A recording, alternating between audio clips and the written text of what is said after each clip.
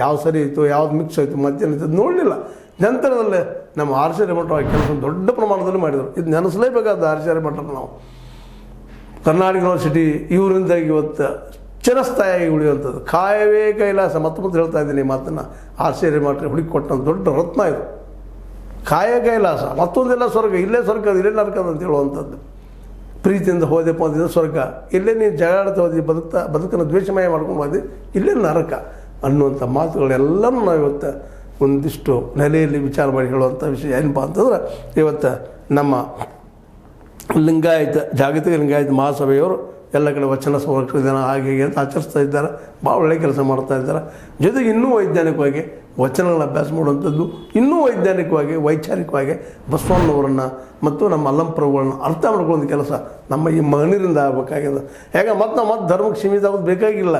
ಸ್ವತಃ ಬಸವಣ್ಣವರು ಹೇಳಿದ್ದಾರೆ, ನಿಮಗೆ ಗೊತ್ತು ನಮಗೆ ಗೊತ್ತು ಏನಪ್ಪ ಅಂತಂದ್ರೆ ದಯವೇ ಧರ್ಮ.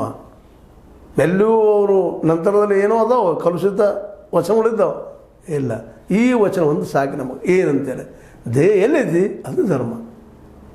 ಅವ್ರು ಯಾವ ಲಿಂಗಾಯತ ಮತ್ತೊಂದು ಗೀತೊಂದು ಏನು ಹೇಳಲಿಕ್ಕೆ ಹೋಗಲಿಲ್ಲ. ಇದನ್ನು ನಾವು ಮತ್ತೆ ಗಮನಿಸಬೇಕಾಗಿದೆ ಇವತ್ತು. ಅಂದ್ರೆ ವಚನಗಳ ಮೂಲಕ ನಮ್ಮ ವಚನಕಾರರನ್ನು ಅರ್ಥ ಮಾಡ್ಕೋಬೇಕು.